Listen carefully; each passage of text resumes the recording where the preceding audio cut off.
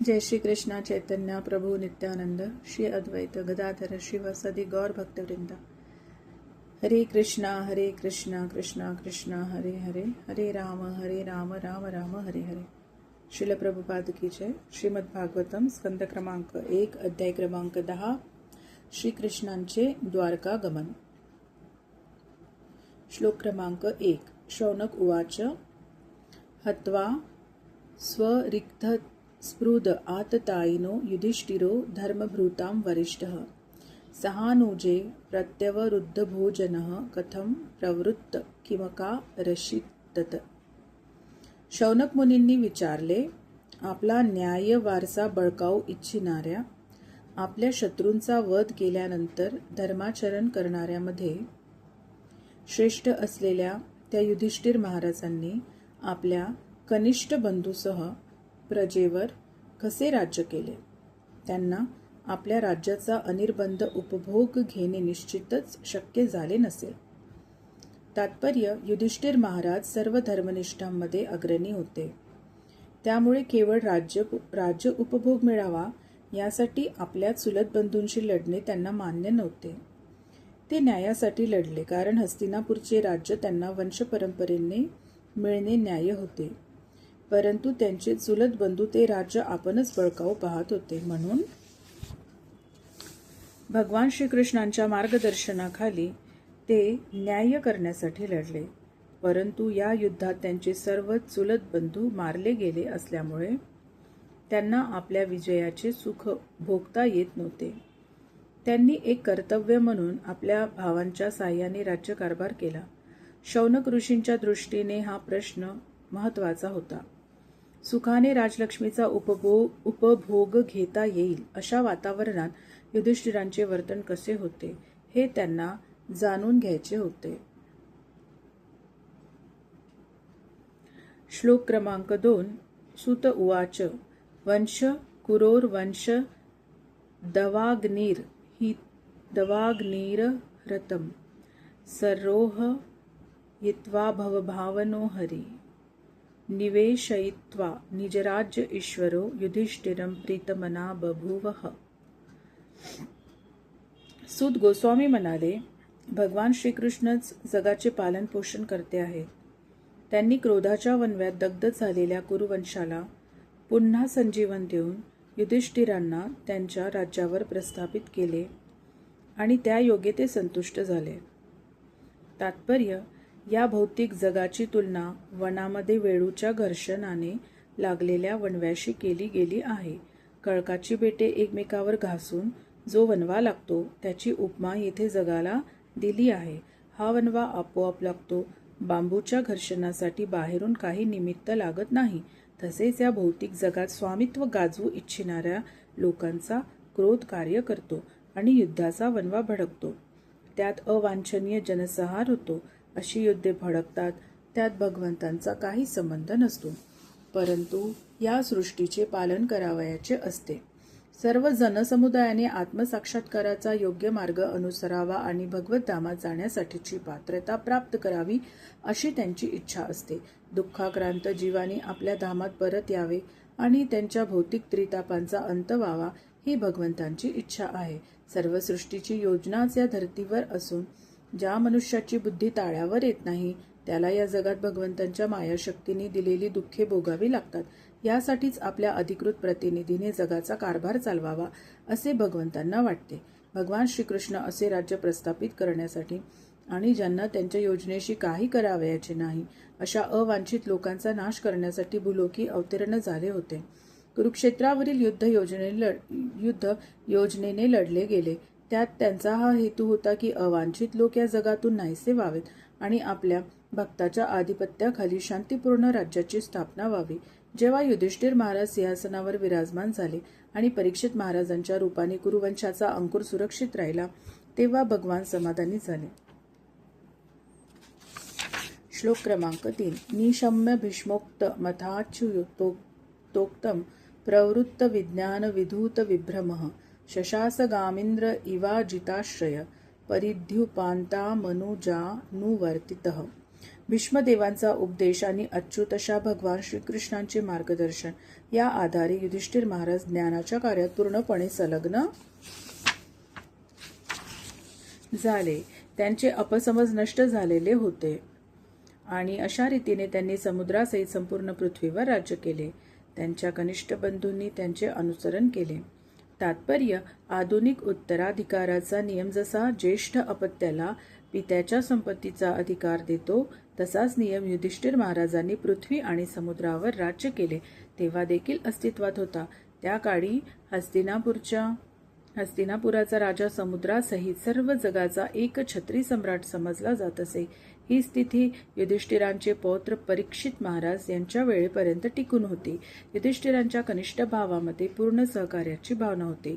युधिष्ठिर एक आदर्श राजा होते आणि भगवान श्रीकृष्णांचे प्रतिनिधी या नात्याने त्यांनी पृथ्वीवर राज्य केले. लोकावर राज्य करणारा भगवंतांचा आदर्श प्रतिनिधी म्हणून त्यांची इंद्राशी तुलना करता येईल. इंद्र, सूर्य, चंद्र, वरुण, वायू अशा विविध देवता भगवंतांचे प्रतिनिधी म्हणून विश्वातील निरनिराळ्या लोकावर राज्य करतात आणि त्यांच्याप्रमाणेच युधिष्ठिर महाराज भूलोकावर राज्य करीत होते.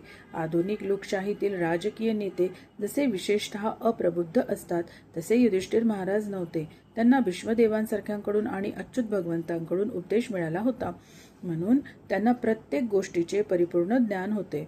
आधुनिक काळातील शासक म्हणजे एक बाहुली आहे, कारण त्याच्यात राजाचे सामर्थ्य नसते.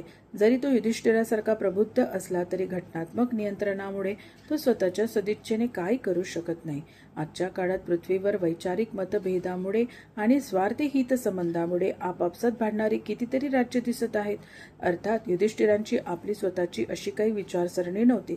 त्यांना केवळ भगवंत आणि भगवंतांचे अधिकृत प्रतिनिधी असलेले भीष्मदेव यांच्या उपदेशांचे, आज्ञांचे पालन करावयाचे होते. शास्त्रात असे सांगितले आहे की प्रत्येकाने अधिकारी व्यक्तीच्या आणि भगवंतांच्या अचूक मार्गदर्शनाचे अनुसरण करावे.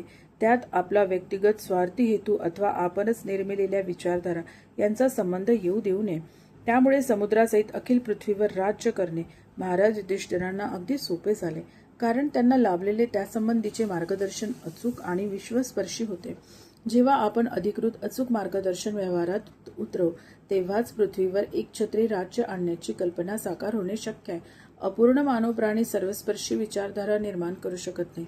केवळ परिपूर्ण व अच्युत असे व्यक्तिमत्व जगातील सर्वांसाठी सर्व ठिकाणी आचरणे शक्य होईल असा कार्यक्रम प्रदान करू शकते. राज्यकारभार एक व्यक्ती करते, अव्यक्त सरकार नव्हे. व्यक्ती निर्दोष असेल तर शासन निर्दोष असते. व्यक्ती मूर्ख असेल तर शासन मूर्खाचे नंदनवनच हा निसर्ग नियम आहे. अशा अपरिपूर्ण किंवा अर्धवट राजांच्या अथवा राज्यकर्त्यांच्या कितीतरी कथा आपण ऐकतो. म्हणूनच प्रमुख राज्यकर्ता हा महाराज युधिष्ठिरांप्रमाणे उत्तम प्रशिक्षितच असला पाहिजे आणि त्याची एकछत्री सत्ता सर्व जगावर चालली पाहिजे. युधिष्ठिरासारख्या परिपूर्ण आदर्श राजछत्राखालील विश्वाच्या एका राज्याचे स्वप्न साकार होऊ शकेल. महाराज युधिष्ठिरासारखे राजे जगावर राज्य करीत होते आणि म्हणून जगातही त्यावेळी सुखशांती नांदत होते. श्लोक क्रमांक 4. कामं व वर्षपर्जन्य सर्व काम दुघामहि सीशीचु स्म व्रजान गाव पयसोध स्वतीर्मुदा.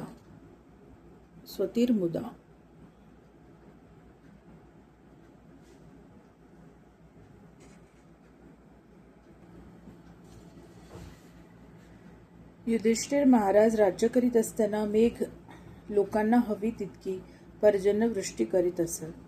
पृथ्वी सर्व लोकांच्या आवश्यकता पूर्णपणे भागतील इतके उत्पादन देत असे. गायी अत्यंत आनंदी असत आणि आपल्या पुष्ट कासातील दुधाने सर्व चराऊ कुरणे भिजवून टाके. तात्पर्य: आर्थिक भरभराटीचे मूळ रहस्य भूमी आणि गायी यांच्याशी निगडित आहे. माणसाच्या मुख्य आवश्यकता म्हणजे अन्न, धान्ये, फळे, दूध, विविध खनिज पदार्थ, कापड, लाकूड इत्यादी होत. भौतिक शरीराच्या पोषणासाठी या गोष्टींची आवश्यकता आहे. वस्तुतः त्यासाठी माणसाला मांस, मासे किंवा लोखंडी हत्यारे आणि यंत्रे यांची काही आवश्यकता नाही. युधिष्ठिर महाराजांच्या राजवटीत जगात सर्वत्र नियमितपणे पाऊस पडत असे. पाऊस ही मानवाच्या अधीन असलेली गोष्ट नाही. स्वर्गाचा राजा इंद्र हा पावसाचा नियंता आहे आणि तो परमेश्वराचा सेवक आहे.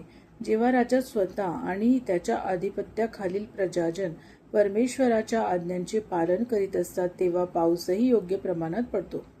आणि हा पाऊसच भूमीवरील सर्व निरनिराळ्या उत्पादनांचे कारण असतो.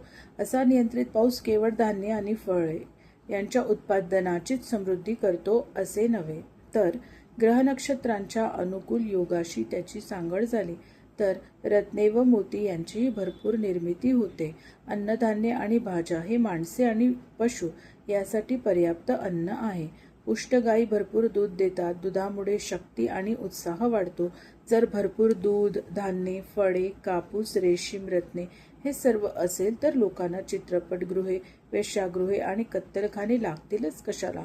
एका कोणातरी माणसाच्या लहरीखातील लक्षावधी माणसे रणांगणावर अथवा नरकतुल्य कारखान्यात पाठवून या संस्कृतीने समता आणि बंधुत्वात किती प्रगती केली आहे. येथे असे सांगितले आहे की तेव्हा गायी अतिशय आनंदी होत्या. आपल्या पुष्ट कासातून पाझरणाऱ्या दुधाने त्या सारी चराऊ कुरणे भिजवून टाकीत असत. अशा रीतीने पशु आनंदी होते. म्हणून कुरणातून पोटभर चारा खाऊन सुखी राहण्यासाठी त्यांना योग्य ते संरक्षण नको काय? माणसांनी आपल्या स्वार्थासाठी गायींची हत्या का करावी? धान्य, फळे आणि दूध यांच्यापासून जे शंभरावधी रुचकर पदार्थ प्राप्त होतात त्यावर मनुष्याने का समाधान मानू नये?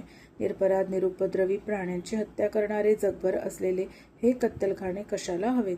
युधिष्ठिर महाराजांचे पौत्र अभिमन्यूसूत परीक्षित महाराज एकदा आपल्या राज्यातून फिरत असता त्यांना गायीची हत्या करीत असलेल्या काळ्या वर्णाचा मनुष्य दृष्टीस पडला. राजाने त्याला तत्क्षणी पकडले आणि त्याला शिक्षा केली. प्राणी निरुपद्रवी असतात, त्यांना स्वतःचे संरक्षण करता येत नाही. मग राजाने किंवा प्रमुख शासकाने त्यांना संरक्षण द्यायला नको काय? ही मानवता आहे काय? प्राणी सुद्धा देशाचे नागरिक नाहीत काय? मग त्यांची कत्तलखान्यातून योजनाबद्ध हत्या का व्हावी? ही समतेची, बंधुत्वाची, अहिंसेची लक्षणे आहेत काय? त्यामुळे जेथे पशूंची हत्या होते आणि पशुहून अधम लोकांना मतदानाचा अधिकार दिला जात असतो अशा आधुनिक प्रगत सुसंस्कृत तथाकथित शासन संस्थेच्या लोकशाहीच्या तुलनेत युधिष्ठिर महाराजांची एकतंत्री राजवट अत्याधिक श्रेष्ठ आहे. आपण सगळेच भौतिक निसर्गाची उत्पत्ती आहोत. भगवद्गीतेत म्हटले आहे की भगवंत स्वतः बीज प्रदाता आहेत आणि सर्व योनीतील प्राणीमात्रांची भौतिक प्रकृती ही माता आहे. अशा रीतीने सर्व समर्थ श्रीकृष्ण पित्याच्या कृपेने माता प्रकृतीजवळ प्राणी आणि मानवांसाठी पर्याप्त अन्नसाठा आहे. मानव प्राणी दुसऱ्या सर्व प्राण्यांचा ज्येष्ठ बंधू आहे. त्याला सृष्टीचा क्रम आणि सर्व समर्थ पित्याचे धोरण समजून घेण्यासाठी प्राण्यांपेक्षा अधिक शक्तिशाली बुद्धी प्राप्त झालेली आहे. म्हणून मानवी संस्कृतीने केवळ कृत्रिम इंद्रिय तृप्तीच्या विलासी जीवनाच्या हेतूसाठी कृत्रिम हाव धरू नये व सत्तेच्या संघर्षात जगाला लोटणाऱ्या कृत्रिम आर्थिक विकासाच्या प्रयत्नामागे न लागता भौतिक प्रकृतीच्या देणग्यावर अवलंबून राहावे. हरे कृष्ण कृष्ण कृष्ण हरे हरे, हरे राम राम राम हरे हरे. श्रील प्रभुपाद की जय.